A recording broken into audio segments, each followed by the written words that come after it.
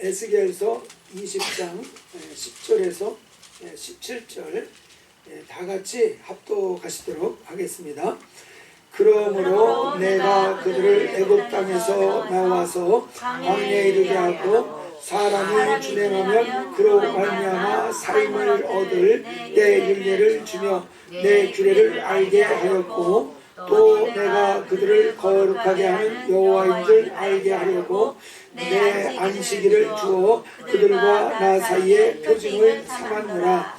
그러나 이스라엘 족속이 광야에서 내게 반역하여 사람이 준행하면 그로 말미암아 삶을 얻을 나의 율례를 준행하지 아니하며 나의 규례를 멸시하였고 나의 안식일을 크게 더럽혔으므로 내가 이르기를 내가 내 분노를 광야에서 그들에게 쏟아 멸하리라 하였으나 내가 내 이름을 위하여 달리 행하였었나니 내가 그들을 인도하여 내는 것을 본 나라들 앞에서 내 이름을 더럽히지 아니하려 하였으니로다. 또 내가 내 손을 들어 광야에서 그들에게 맹세하기를 내가 그들에게 허락한 땅 곧 젖과 꿀이 흐르는 땅이요 모든 땅 중에 아름다운 곳으로 그들을 인도하여 드리지 아니하리라 한 것은 그들이 마음으로 우상을 따라 나의 규례를 없인 여기며 나의 율례를 행하지 아니하며 나의 안식일을 더럽혔음이라. 그러나 내가 그들을 아껴서 광야에서 멸하여 아주 없이하지 아니하였었노라. 아멘. 우리 살고 있는 이 세상에는 수많은 기관이나 단체들이 있습니다. 우리 이민 와서 살고 있는 우리 한국 사람들 사회 안에서도 아주 수많은 단체들이 있습니다. 같은 고향, 동호회, 향후회 이런 거 있고, 같은 학교 모임도 있고, 또 같은 업종에 종사하는 사람들의 모임도 있고, 또 같은 취미 생활하는 사람들 모임도 있고, 수천 개가 된다고 알려져 있습니다. 그런데 하나님께서 아주 직접 이렇게 만드신 그런 기관이 있다고 하면은 이 가정하고 교회를 들 수가 있습니다. 하나님께서 아담을 지으신 다음에 그 아담을 에덴 동산에 두어서 그곳에서 살게 하셨습니다. 이 에덴 동산이라는 곳은 파라다이스, 낙원과 같은 곳입니다. 부족함이 없는 곳이었습니다. 그래서 아담이 충분히 평안하게 잘 살 것으로 생각을 했었는데 혼자 사는 것이 보기가 좋지가 않았다고 그랬습니다. 그래서 하와를 만들어서 이제 아담으로 하여금 가정을 이루도록 하나님이 인도해 주셨습니다. 그래서 가정이라는 것은 하나님이 직접 계획하시고 고안하시고 이제 만들어진 그런 기관입니다. 그리고 신약에 오면은 교회가 있습니다. 이것도 보면은 이 마태복음 16장 18절이죠. 너는 베드로라 이 반석 위에 내가 내 교회를 세우리니. 그래서 예수님이 직접 교회, 주님의 교회를 세우겠다 이렇게 말씀하셨습니다. 계획하시고 그리고 오순절날 성령을 부어주심으로써 신약 교회가 탄생을 했습니다. 그래서 이 교회라고 하는 것도 예수님께서 직접 계획하시고 만드신 그런 아주 신령한 신비한 그런 기관입니다. 그래서 이 교회라는 것의 그 속성이 네 가지가 있다는 것에 대해서 전에도 여러 번 말씀을 드렸습니다. 기억하십니까? 유일성, 거룩성, 보편성, 또 하나는 사도성. 이 교회는 오직 하나라는 뜻에서 유일성, 그리고 세상과 거룩히 구별됐다는 뜻에서 거룩성, 그리고 교회는 유대인들에게만 만들어지는 것이 아니고 초대교회 당시에만 교회가 있는 것이 아니라 시대와 장소를 초월해서 보편적으로 세워진다는 뜻에서 보편성, 그리고 12사도들의 가르침의 터 위에 세워진다는 차원에서 사도성의 속성을 가지고 있습니다. 근데 이 교회에 대해서 또 이 표징이라는 것이 있습니다. 교회라고 하면은 이런 것은 반드시 있어야지 된다. 뭔가 교회라고 하는 것의 증표에 해당하는 것을 말하는 것이 있는데, 그것은 이제 세 가지로 보통 이야기를 합니다. 이 첫 번째로는 말씀의 참된 선포. 바로 성경에 나와 있는 모든 말씀을 그대로 가르치고 선포하느냐 선포하지 아니하느냐. 그래서 성경 66권을 그대로 가르치고 선포해야만 그게 교회라는 것입니다. 근데 성경의 66권 이외에 다른 것을 선포한다면 그것은 참 교회라고 할 수 없다. 그건 교회가 아니다. 이렇게 구별할 수 있을 기준이 되는 이 표징, 말씀을 선포하는 것입니다. 그래서 오직 성경, 솔라 스크라타라, 이제 그 표현입니다. 그리고 두 번째 교회의 그 표징이라고 할 수 있는 것, 보통 마크라고 이렇게 말하는데 표식, 표지 이렇게도 말합니다. 그래서 두 번째로는 성례전의 정당한 집행. 성례전을 하는 것이 그래서 매우 중요한 것입니다. 교회라고 하면은 반드시 해야 될 것이 성례전을 하는 것입니다. 성례전이라는 것은 믿을 때에 침례를 주는 거하고, 그리고 예수의 살과 피를 기념하는 것을 위해서 떡과 잔을 먹고 마시는 주의 만찬, 이 두 가지가 신약 성경에 나와 있습니다. 그래서 교회라고 하면 반드시 이 침례를 주고 주의 만찬을 나누는 이것을 해야지 된다는 이야기입니다. 이것을 하지 않는 것이라면 그거는 교회라고 할 수 없다는 얘기입니다. 그래서 이 선교 단체들 같은 경우에 이 성례전을 행하지 않지 않습니까? 그래서 선교 단체들은 교회라고 할 수는 없다, 이렇게 이제 이야기를 하는 겁니다. 그리고 또 하나는 이 권징의 신실한 시행입니다. 권징이라는 것이 뭔지 아시죠? 교회에서 덕이 되지 않는 그런 일들, 교회를 이제 흐트러뜨리는 그런 일들을 할 경우에 이제 징계하는, 이것이 반드시 교회 안에 있어야 된다. 그래서 교회라고 할 수 있는 그 마크, 표징이라고 하는 것은 66권 성경 말씀을 그대로 선포를 해야 되고, 그리고 또 하나는 성례전을 반드시 해야지 되고, 그리고 권징을 해야지 되는 것, 바로 그것이 이제 교회가 갖춰야 될 중요한 표징이라는 것입니다. 이것이 없으면 교회가 아니라는 것입니다. 이런 것으로 볼 때에 저희 교회에서 가장 약한 것은 무엇일 것 같습니까? 우리 교회만이 아니라 오늘날 교회들에서 가장 약한 부분이 권징의 영역이라고 그럽니다. 권징의 영역은 사실 쉽지 않은 그런 그 부분이지 않습니까? 그러나 어쨌든 교회라고 이렇게 말할 수 있는 그런 그 증표를 세 가지를 들러가면은 요 세 가지를 들 수 있습니다. 그래서 이것이 세 가지가 없다 그러면은 그것은 진짜 교회가 아니다. 교회냐 교회가 아니냐에 대한 그 이제 기준을 이것으로 이렇게 보고 있습니다. 그런데 이 교회의 표징이라고 하는 것은 또한 개교회 성도들의 표징이라고도 볼 수가 있습니다.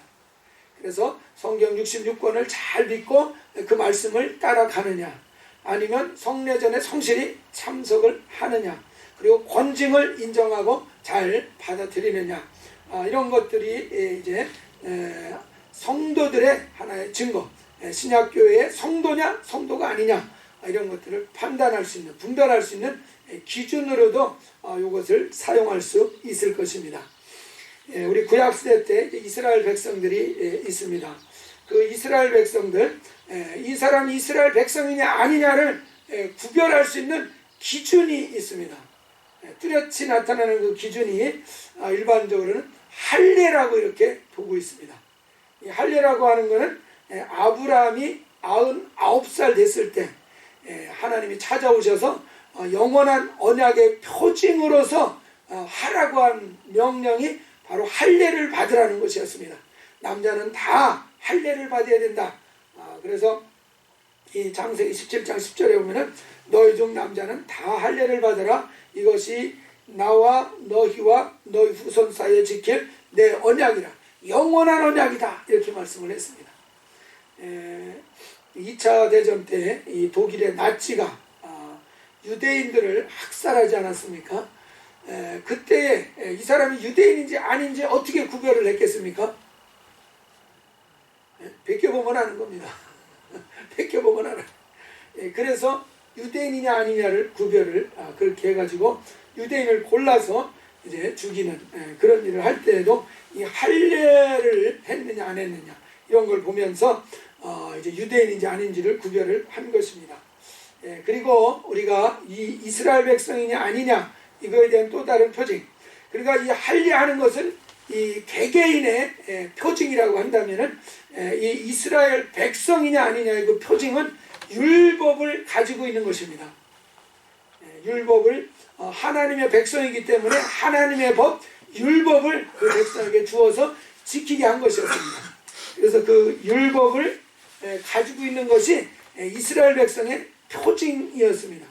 그리고 율법을 지키느냐 지키지 않느냐 이것에 대한 표징은 여러 가지로 들 수 있지만 대표적인 표징이 뭐냐면 안식일을 지키냐 안 지키냐 하는 것이었습니다. 그래서 우리가 읽은 본문 말씀을 한번 보세요. 본문에 11절 보면은 사람이 준행하면 그로 말미암아 삶을 얻을 내 율례를 주며 내 규례를 알게 하였다. 율법을 주었다는 것입니다. 그리고 12절 한번 같이 다시 한번 읽어보겠습니다. 또 내가 그들을 거룩하게 하는 여호와인 줄 알게 하려고 내 안식일을 주어 그들과 나 사이에 표징을 삼았노라. 읽고서 다시 덮어놓으셨나봐요. 여기에서 보면은 하나님이 그들을 거룩하게 하는 여호와 하나님인 것을 그들로 알게 하기 위해서 안식일을 주어서 그들과 나 사이에 무엇으로 삼았습니까? 표징으로 삼았다 그랬습니다. 그러니까 이 안식일이 표징이라는 것입니다. 율법의 계명, 뭐 10계명 대표적이죠. 그 중에서 하나님의 주신 율법을 지키냐 안 지키냐 요것을 기준으로 알 수 있는 이 잣대 역할을 하는 것이 뭐냐면은 안식일이라는 것입니다. 그래서 안식일을 지키는 걸 보면은 율법을 존중하고 지키는 사람이구나. 그러면은 이스라엘 백성이구나. 이렇게 판단을 할 수 있는 것이라는 것이고, 안식일을 지키지 않으면은 저 사람은 율법을 무시하는 사람이구나. 그러면 저 사람은 이스라엘 백성이 아닌가 보다. 이렇게 판단을 할 수 있는 근거가 되는, 기준이 되는 것이 이 안식일 규정이라는 것을 말씀을 하는 것입니다. 그래서 그들과 나 사이에 이 표징의 역할을 하는, 잣대 역할을 하는 그것이 바로 안식일이라는 것을 말씀을 하고 있습니다. 우리 안식일이라는 것이 무슨 의미인지는 아실 것입니다. 창세기 2장에 보면은 6일 동안에 천지를 지으시고 7째 날에 하나님이 뭐 하셨습니까? 안식을 하셨습니다. 그래서 이스라엘 백성에도 7째 날 안식하라, 쉬라 이렇게 말씀을 한 겁니다. 그러니까 7째 날 쉰다는 얘기는 무슨 뜻이냐면은 6일 동안 뭐 했다는 것입니까? 하나님이 천지를 지으셨다는 것을 기억하는 것입니다. 하나님이 6일 동안 천지를 지으신 것을 기억하고는 그것을 믿는 그 믿음을 표현하는 것이죠. 그래서 이스라엘 백성이 안식일을 지킨다는 것은 천지를 지으신 창조주 하나님을 인정하는 그런 그 의미가 들어 있습니다. 우리가 이 신약교회로 이제 넘어오면은 이 안식일을 완성하신 분이 있습니다. 누구십니까? 예수 그리스도이십니다. 그분이 십자가에 달려서 피 흘려 죽으심으로써 안식일을 완성을 하셨습니다. 우리 영혼의 참된 안식을 얻으려면은 죄를 해결해야지 됩니다. 죄를 해결하지 않고는 마음에 어떤 그 정죄의식이 있고 소위 말하는 이 guilty feeling이 우리 안에 있어 가지고서는 참된 안식을 누릴 수가 없습니다. 내가 이것도 잘못하고 이것도 잘못하고 이런 어떤 죄책감이 우리 안에 있어 가지고서는 절대로 우리 마음에 안식을 얻을 수 없습니다. 이 죄책감을 어떻게 해결을 하겠습니까? 죄를 안 지면은 참 좋겠지만 안 질 수는 없으니 어떻게 합니까? 예수의 피공로를 믿는 것으로서 우리가 죄책감에서 자유함을 얻을 수 있습니다. 그냥 입술로 고백이 아니라 정말 내 마음에 이 예수의 피에 대한 믿음이 확 들어올 때가 있습니다. 그래서 죄를 고백하고 자백하는 가운데에서 하나님이 그 죄로부터 이제 벗어나게 하시는 평안을 부어주시는 이런 경험들을 다 하셨을 것입니다. 그래서 예수의 피로 이제도 예수께서 그 피로 담당을 해 주셨구나 하는 것이 깨달아지고 확실하게 내 영혼의 믿음이 탁 되어지면은 그 죄로부터 자유함을 얻는 이런 역사가 일어납니다. 그래서 우리가 예수의 피를 통해서 이 죄책감을 정말 이기는 자유함을 얻는 이런 역사가 나타나기 때문에 우리가 예수님께서 이 안식일을 진정으로 완성하신 분이라는 얘기입니다. 그분이 안식일을 완성하셨습니다. 그리고 3일 뒤에 부활하셨습니다. 그래서 우리가 예수님이 죽으시고 나서 3일 뒤에 부활하신 날, 그날이 안식 후 첫날입니다. 그래서 우리가 안식 후 첫날, 이 날 우리가 모여서 하나님을 예배하는 그런 일을 하고 있습니다. 특별히 안식 후 첫날 예배하는 이유가 뭐겠습니까? 바로 안식일을 완성하신 그 주님을 이제 예배하는 그런 그 의미에서 안식 후 첫날 우리가 모입니다.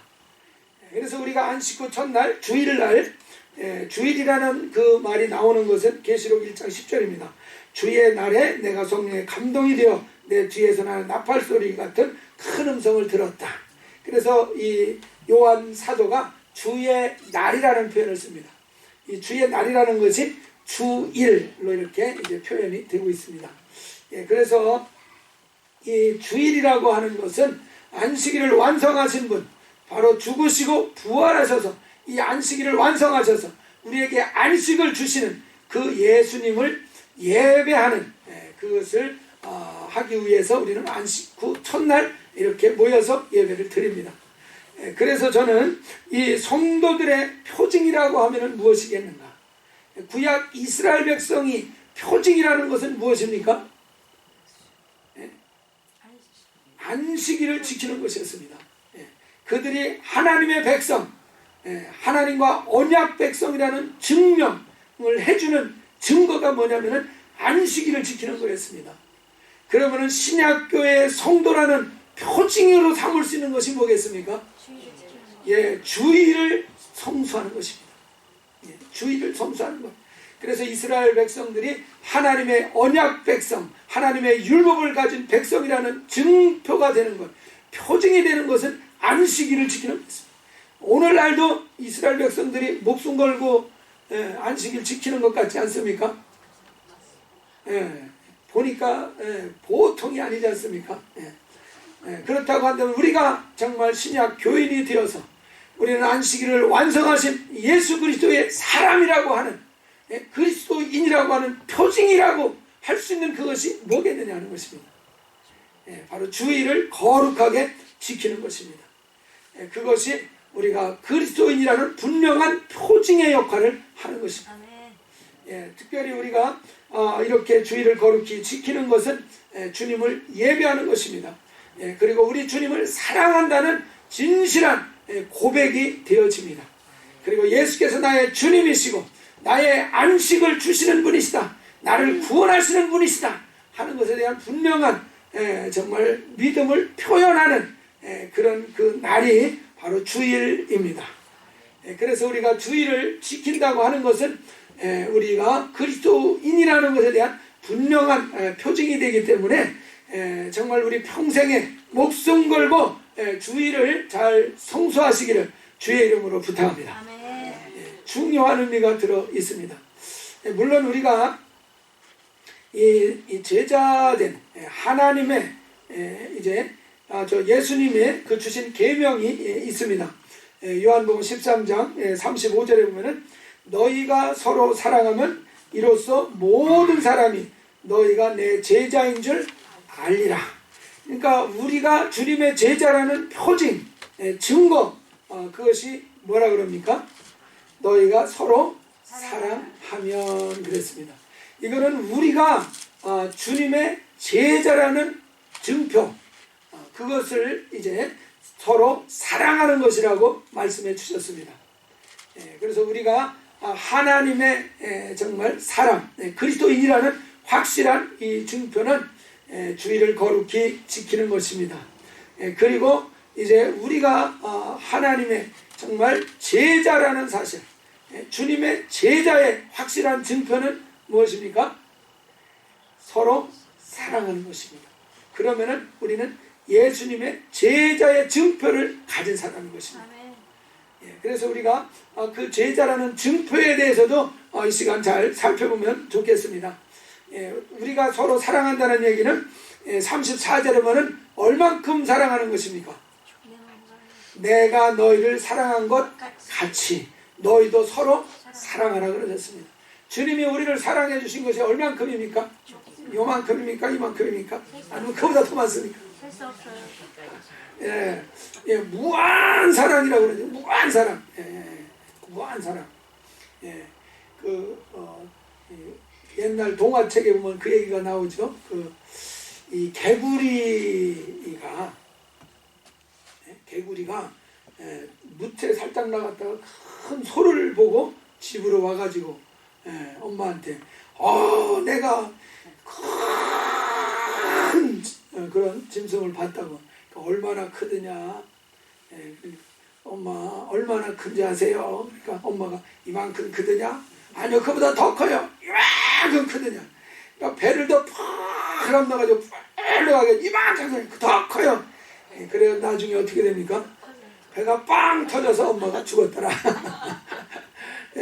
우리 배도 뻥 터질 만큼, 이 손이 그냥 다 빠질 만큼 펴도 이거보다 더 큰 사랑인 줄 믿습니다.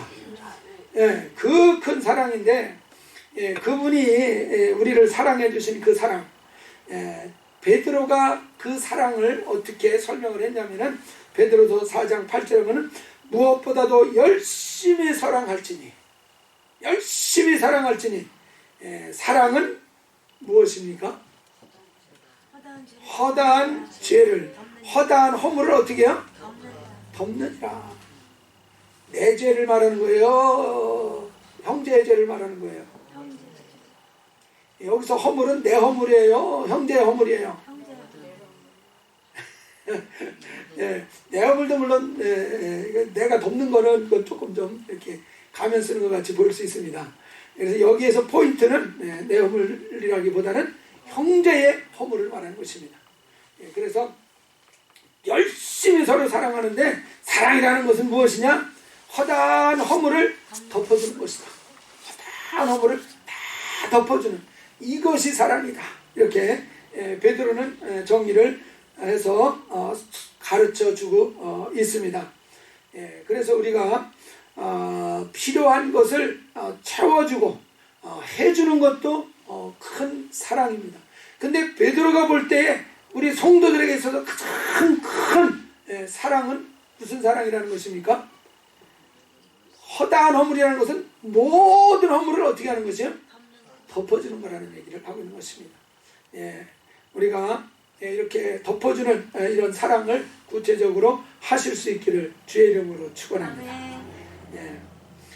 우리가 이 사랑을 실천을 해야 되는데, 이 사랑을 실천하는 것이 참 부족하다는 생각을 하게 됩니다. 허물을 다른 사람들에게 얘기를 좀 하지 말아야 되실 텐데 매주알 고주알 얘기를 다 하지 않습니까? 그것도요, 또 지혜를 발휘합니다. 우리 교인들한테 얘기를 하면은 금방 누가 이렇게 때 얘기가 들어가니까 우리 교인들한테 얘기하고 누구한테 얘기합니까? 남의 교인한테 얘기를 하는 것입니다. 그런다고 해서 그 얘기가 우리 교회로 안 돌아옵니까? 다 들어와요. 다 돌아옵니다. 최선의 방법은 뭐겠습니까? 허물을 덮어버리는 것입니다. 그가 뭔가 비난을 듣고 욕을 먹을 것 같은 그런 얘기를 하면은 아예 입 싹 씻고 하지 말라는 것입니다. 하지 말라는 것이에요. 그래서 이 베드로가 말하는 이런 사랑, 신성한 성품에 대해서 베드로가 이야기를 할 때에도 보면은 믿음에다가 뭡니까? 덕을 더하고 덕에다가 지식을 더하고 지식에다 절제를 더하고 절제에 뭡니까? 절제에 그 다음에 인내에 경건에 형제 우애를, 그 다음에 뭡니까? 사랑을 공급하라. 그래서 이 최종적으로 사랑을 공급하는 것, 이것은 모든 사람을 사랑하는 것입니다. 아가페 사랑을 하는 것입니다. 근데 그 전에 먼저 뭐부터 하라 그랬냐면 형제를 우애하는 것, 형제를 사랑하는 것을 먼저 해야 된다는 것을 얘기했습니다. 근데 우리 성도들끼리 먼저 사랑을 실천하시기 바랍니다. 그 다음에 벗어나서 다른 교회, 다른 사람을 사랑하는 것이 이제 이루어져야 정상이라는 사실입니다. 근데 교회 성도들끼리, 형제들끼리 사랑을 하는 것이 힘드니까 거기는 건너뛰어서 다른 데로다가 넘어간다면 이것은 하나님의 뜻대로 하는 사랑이라고 보기 어렵다는 뜻입니다. 그래서 어렵습니다. 그래서 우리가 먼저 형제 우애를 공급한 다음에 그 다음에 모든 사람을 아가페 사랑하는, 사랑을 공급하는 이런 순서로 사랑할 수 있기를 바랍니다. 네. 여러분, 허물을 덮는 것이 쉽습니까? 어렵습니까? 어렵습니다. 정말 어렵습니다. 자기를 잔인하게 부인하지 않고서는 허물을 덮는 일을 할 수가 없습니다. 입이라는 것이 얼마나 간사한지요. 입이 간지러워. 이걸 안 할 수가 없어요. 이게 그냥 이것을 쳐서 굴복시키는 이 일은 너무나 힘든 일이고 어떻게 보면 억울할 수도 있습니다. 억울할 수도 있어요. 뭔가 가만히 있으면 내가 잘못한 것이 되어버릴 것 같기 때문에 억울할 수도 있어요. 그래도 그 억울함을 십자가에 못을 박으시기 바랍니다. 아멘 하셔야죠. 아니, 난 그거 안 할 거야. 아멘 안 하면 그렇게 안 할 거야. 그러면은 주님의 제자 되기는 글렀다. 주님 제자 되기는 글렀다. 이것이 정말 나를 부인하고 자기 십자가를 지지 않고서는 할 수 없는 일인 것입니다. 할 수 없는 일이에요. 그렇지만은 주님께서 성령을 보내주셔서 작정하고 순종하고자 하는 결단을 하면은 성령으로 우리를 지원해 주실 줄 믿으시기 바랍니다. 우리가 마가복음 16장에 보면은 믿는 자들에게 이런 표적이 따르리라. 이것도 믿는 자들의 표징일 수 있습니다. 5가지가 나옵니다. 귀신을 쫓는 일, 방언을 말하는 일, 뱀을 짚는 일, 그리고 독을 마셔도 해를 받지 않는 일, 병들에게 손 얹으면 낫게 되는 그런 이적이 있다는 것을 말씀하셨습니다. 근데 이러한 모든 이 표적들도 사랑으로 행치 아니하면 어떻게 되겠습니까? 고린도전서 13장 1절에 보면은 사람의 방언과 천사의 말을 할지라도 사랑이 없으면은 소리나는 구리와 같고 울리는 꽹과리와 같다는 것입니다. 그래서 이러한 것들을 하는데도 오히려 교회는 어지럽고 시끄러워집니다. 아무런 의미가 없다는 것입니다. 예언하는 능력이 있어서 모든 비밀을 알고 모든 지식을 가지고 있다고 할지라도, 성경 66권을 깊이 꿰뚫은 사람이라 할지라도, 또 산을 옮길 만한 큰 믿음이 있다고 할지라도 사랑이 없으면 무엇입니까? 아무것도 아니라고 그랬어요. 아무것도 아니라. 그리고 모든 것으로, 자기 가진 것으로 다 구제하고 아예 자기 몸을 불사르게 내어줄 정도로 희생하고 봉사하고 섬긴다 할지라도 사랑이 없으면 어떻습니까? 아무 유익이 없느니라 그랬습니다.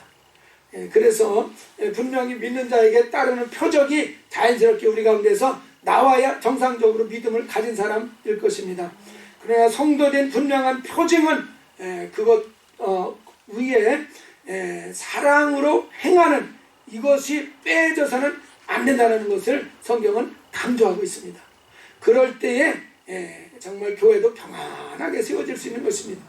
사랑이 없는 가운데서 많은 이적과 기사가 일어나면은 이상하게 어지럽습니다. 교회가 분란이 일어나는 것을 본다는 것입니다. 우리에게 물론 기사와 이적과 표적도 더욱더 왕성하게 풍성하게 일어나기를 원합니다. 그러나 그러한 것들의 역사가 나타날 때 우리가 사랑으로 행하는 것이 그에 못지않게 중요하다는 사실도 항상 기억하시기 바랍니다. 그래서 완전하게 매는 띠가 무엇이냐면은 사랑이라는 것입니다. 우리의 부족한 것, 연약한 것 많습니다. 그러나 그것을 완전하게, 온전하게 만들 수 있는 그 요소가 무엇이냐면은 사랑이라는 것입니다. 바로 허다한 허물을 덮어버리면은 우리 교회가 온전해질 줄 믿습니다. 우리가 흠없이 완벽하게 행해서 우리 교회가 온전해지는 것이 아니고 허다한 허물을 덮어주는 사랑으로 말미암아 우리 교회가 온전해지게 됩니다. 우리 가정도 그렇게 할 때 온전해지는 가정이 되고, 그러다 보면 개인도 온전해지는 길이 이렇게 해서 온전해진다는 사실을 깨달으시기 바랍니다. 그래서 우리가 온전하게 이룰 수 있는 이 길은 다른 길이 아니다. 부족하기 때문에 실수하고 넘어질 수 있고 연약한 것이 누구에게나 다 있습니다. 그것을 이제 해결하는 방법은 덮는 길이라는 사실입니다.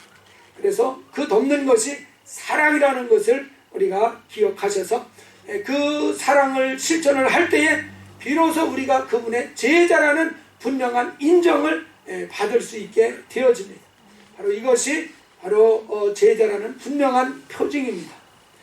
우리가 그리스도인이라는 정말 표징으로서 주의를 거룩히 지키고 또 성도들을 이와 같이 허다한 허물을 덮음으로써 정말 제자라는 표징을 갖추어서 주님 앞에서 신앙생활을 할 때에 주님 다시 오면 정말 그를 인정해 주시고 내가 너를 안다, 그리고 잘했다, 착하고 충성된 종아, 이렇게 인정받는 귀한 사람이 되어질 줄 믿습니다.